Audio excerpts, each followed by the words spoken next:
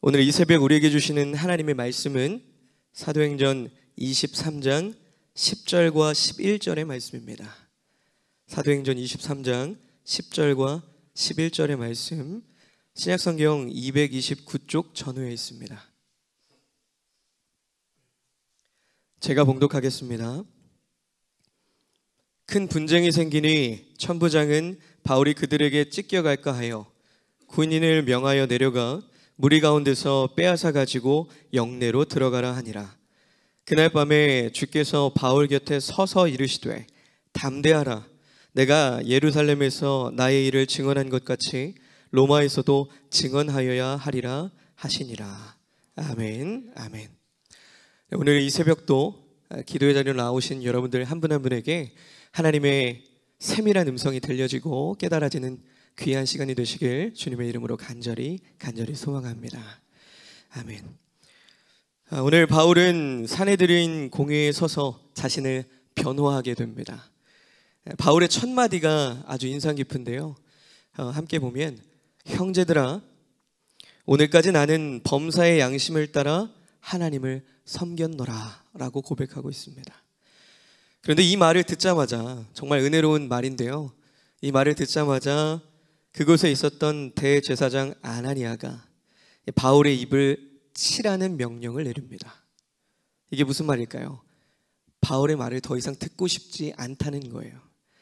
양심을 따라 하나님을 섬겼다라는 말을 부정적으로 해석하고 있는 겁니다. 너 같은 녀석이 무슨 하나님을 섬기고 무슨 양심을 따라 우리 하나님에 대한 믿음을 가졌다는 것이냐. 분노하는 마음으로 그 입을 치라라고 이야기한 거예요. 바울도 이에 지지 않고 회칠한다며 하나님이 너를 치리로다.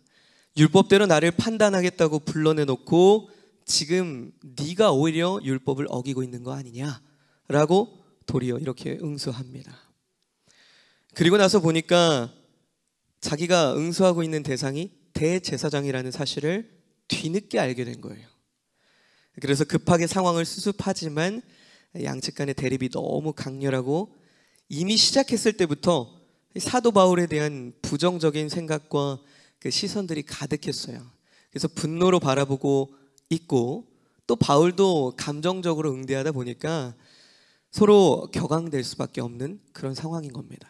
그래서 바울도 속으로 이게 좋지 않게 결론이 날 수 있겠구나 라는 생각을 할 수밖에 없었어요. 자, 이런 상황이 위기가 아니고 무엇이겠습니까? 바울은요, 속으로 이런 생각을 했어요.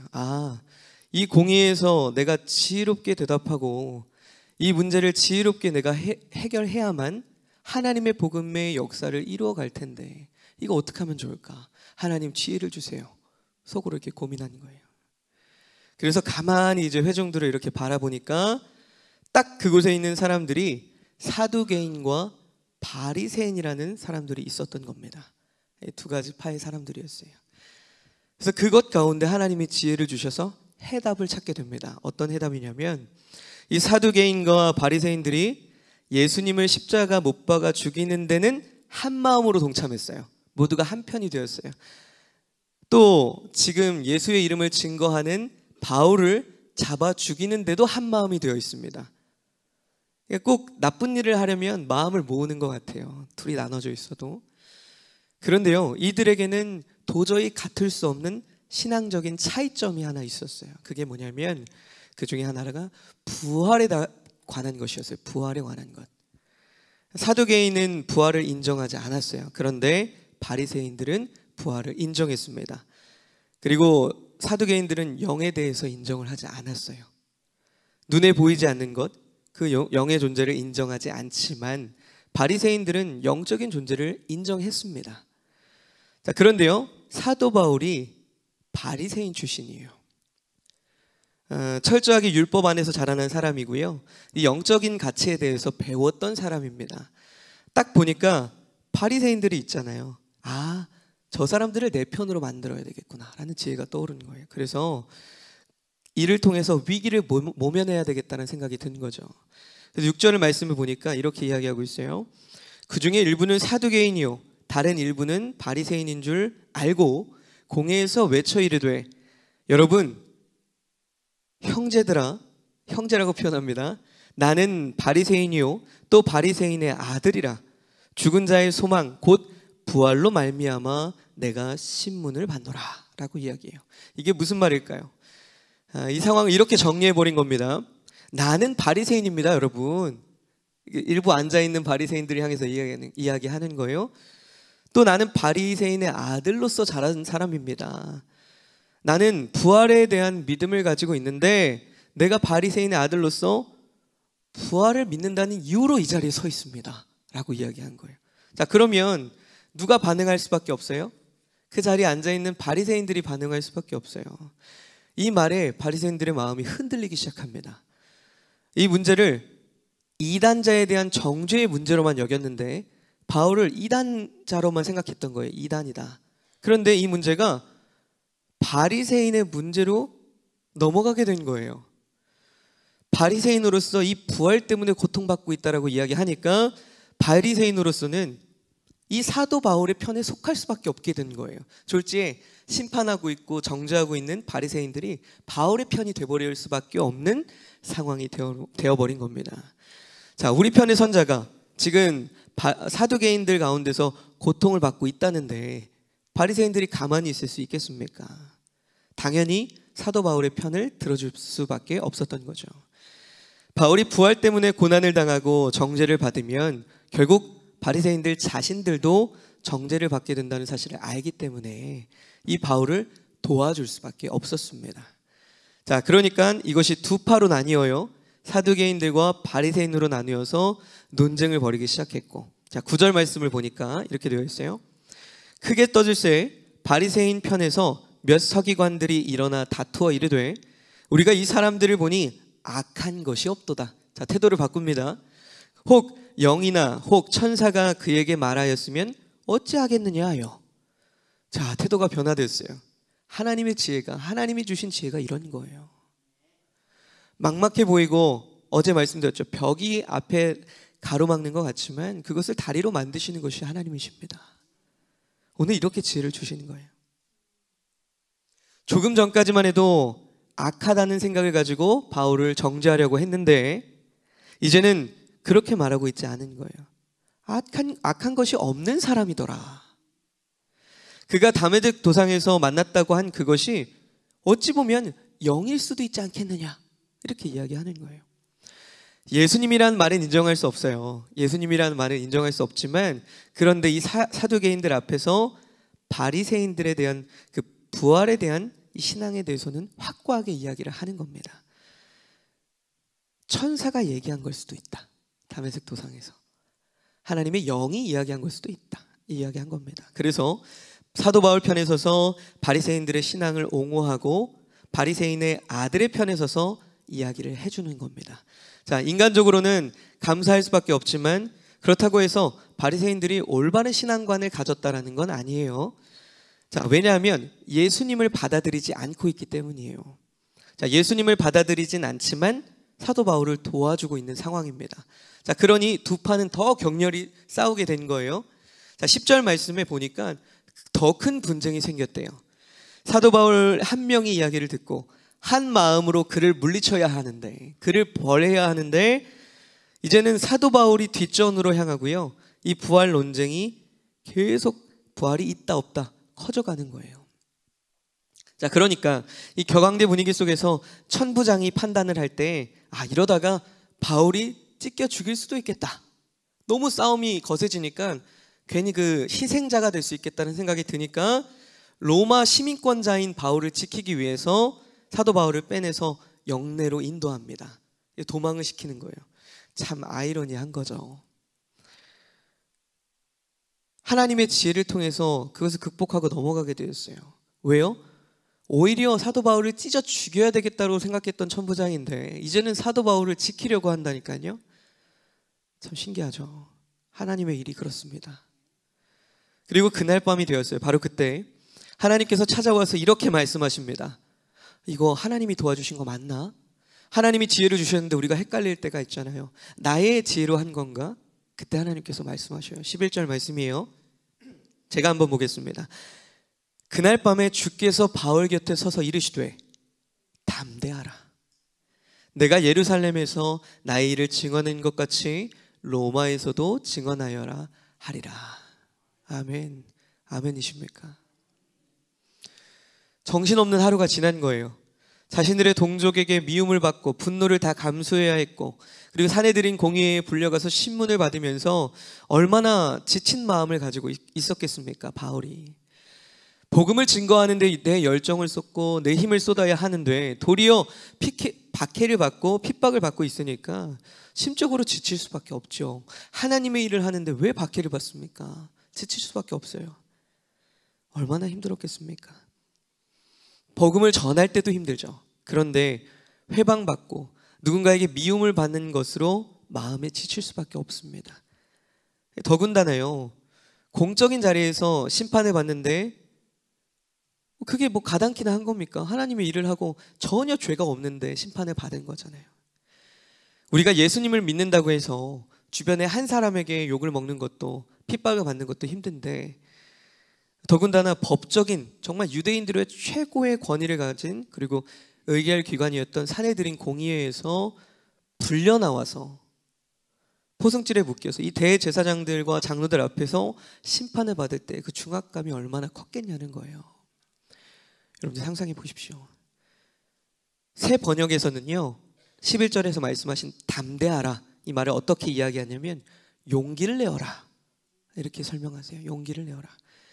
사도 바울을 향해서 하나님이 이렇게 말씀하시는 거예요. 바울아, 용기를 내어라, 힘을 내어라.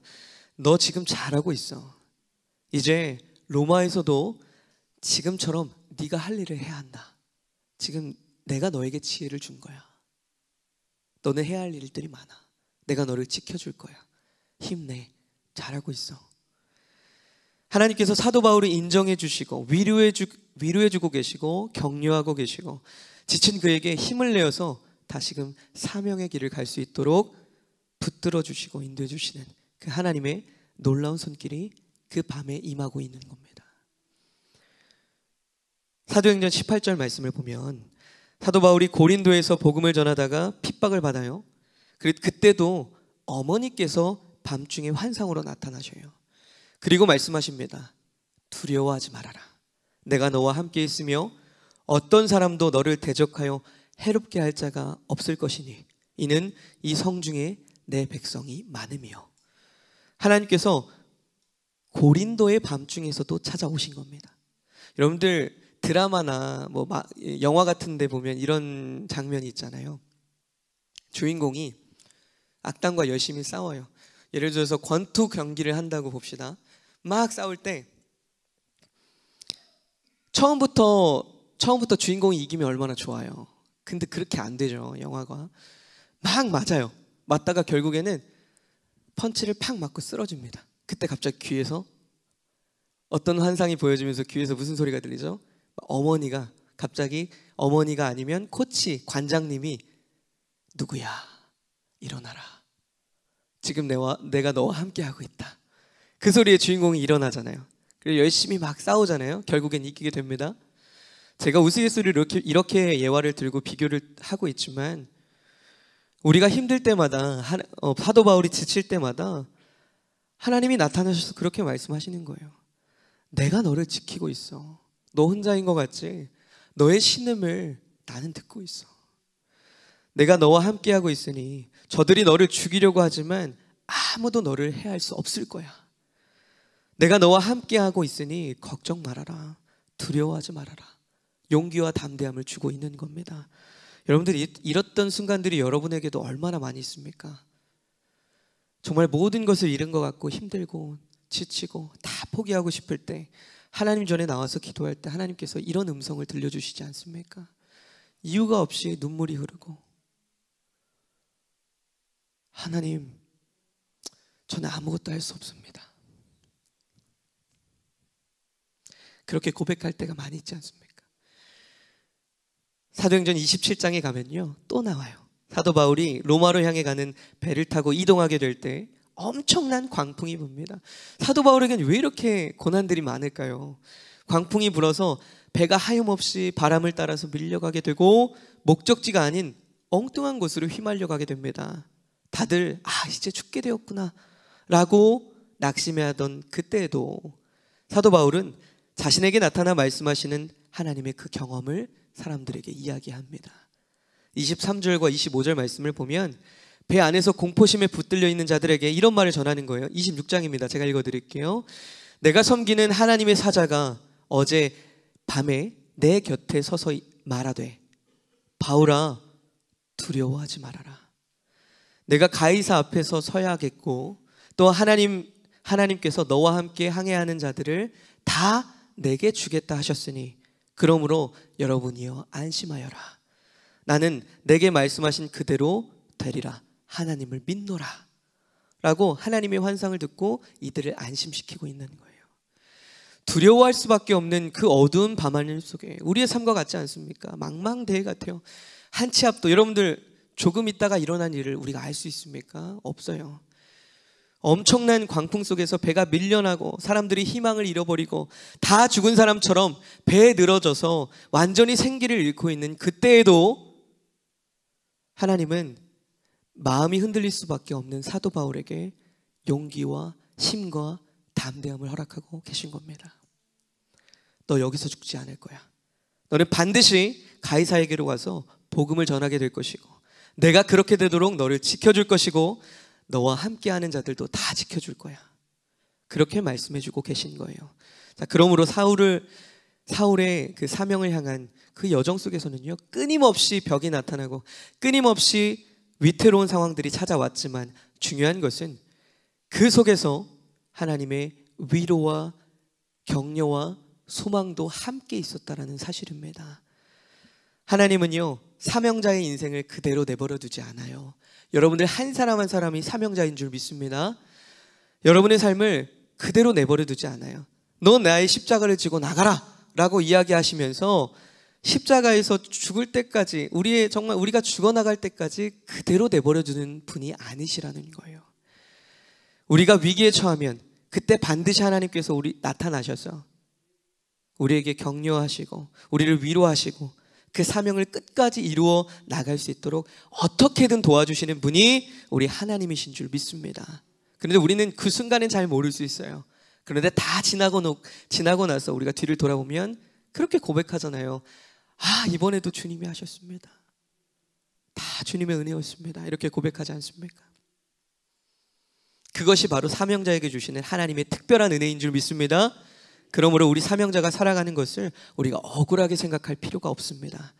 누가 남들보다 더 큰 은혜를 누리며 살아가고 누가 살아계신 하나님을 말씀 속에서 만나고 경험하며 살아갈 수 있을까요? 바로 사명자입니다. 그러므로 오늘 우리 기억합시다. 사명자는 고난 속에서 마음이 무너져서 하나님과 멀어지는 것이 아니라 날마다 그 은혜 안에서 더 굳건히 바로 서게 되고 사명의 자리가 힘든 만큼 더 크신 은혜와 더 크신 격려와 더 크신 위로가 우리 안에 함께 있다는 사실을 기억할 수 있기를 간절히 소망합니다. 그렇기 때문에 오늘 여러분이 주님의 사명을 부름받고 주님의 일들을 이루어가고 우리 삶의 자리 속에서 우리도 모두가 하나님의 선교사 아닙니까? 나의 행동 하나하나가 하나님의 얼굴을 드러내는 거잖아요. 얼마나 힘들어요. 마음대로 살아가고 싶은데 그러지도 못하죠. 그런데 우리가 그것을 참아내는 것이 아니라 하나님의 복음임을 누리고 기뻐하며 살아갈 때 고난 중에 있을 때에도 하나님의 분명한 손길이 우리에게 임할 것이라는 사실을 믿음으로 나아가기를 간절히 소망합니다. 성경의 핵심은요, 고난을 받지만 그 고난의 영광도 받아 누리게 된다는 사실입니다. 그러므로 사명자로 살아갈 때 고난의 면만 보는 것이 아니라 왜 나는 이렇게 힘이 든가? 왜 나는 이 일을 계속해야 되는가? 나는 언제쯤 여기서 벗어날 수 있는가? 이것이 아니라 고난 속에서 사명자로서 주님이 나를 얼마나 사랑하시고 얼마나 나를 위로하시고 얼마나 나를 격려하시고 얼마나 나를 귀하게 여기시는가. 제가 이 말을 계속해서 반복하죠. 바울에게도 하나님은 이 말을 계속해서 반복해서 들려주시는 거예요. 하나님께서 그 많은 사람들 중에 바울에게 이렇게 밤마다 찾아오셔서 위로하시고 하나님이 얼마나 사도 바울을 사랑하시는지 그렇게 몸소 보여주신 것처럼 오늘 여러분들에게 동일하게 보여주시며 여러분들 자체도 하나님이 애지중지하는 하나님의 자녀라는 사실을 여러분들이 깨닫게 되시기를 간절히 소망합니다. 하나님이 정말 관심 있어 하는 사람, 그리고 애지중지하는 사람, 사명자입니다. 오늘도 그 자리에 모인, 그리고 이 자리에 함께 기도하기 위해 모인 여러분들 모두가, 그리고 영상으로 예배하는 여러분들 모두가 그런 사명자로 살아갈 수 있기를, 오늘 하루를 담대하게 우리 한 마음으로 살아갈 수 있기를, 주님이 주시는 지혜로 살아갈 수 있기를 주님의 이름으로 간절히 소망합니다. 기도하시겠습니다. 사랑의 하나님, 이 세상 속에서 하나님의 말씀대로 살아간다는 것과 하나님의 복음을 전하며 살아간다는 것 참 쉽지 않습니다. 너무 많은 순간 불이익과 손해를 보며 미움과 박해를 받을 때도 있습니다. 주님, 그럼에도 불구하고 이 사명자의 삶을 계속 걸어가는 이유가 그때마다 위로해 주시고 안아주시고 힘을 더해 주시는 하나님의 살아계심을 느끼기 때문입니다. 오늘 이 말씀을 전해주시는 이 순간 하나님의 살아계심을 믿습니다. 오늘 하루도 나와 함께하고 계시고 반드시 그 끝에서 승리를 선포하게 하실 하나님을 의지하며 오늘도 힘차게 사명자의 삶을 살아갈 수 있게 하여 주시옵소서. 살아계신 예수 그리스도의 이름으로 간절히 기도드립니다. 아멘. 하늘에 계신 우리 아버지여, 이름이 거룩히 여김을 받으시오며 나라가 임하시오며 뜻이 하늘에서 이루어진 것 같이 땅에서도 이루어지이다. 오늘 우리에게 이러한 양식을 주시옵고 우리가 우리에게 죄 지은 자를 사하여 준 것 같이 우리 죄를 사하여 주시옵고 우리를 시험에 들게 하지 마옵시고 다만 악에서 구하시옵소서. 나라와 권세와 영광이 아버지께 영원히 있사옵나이다. 아멘. 아멘.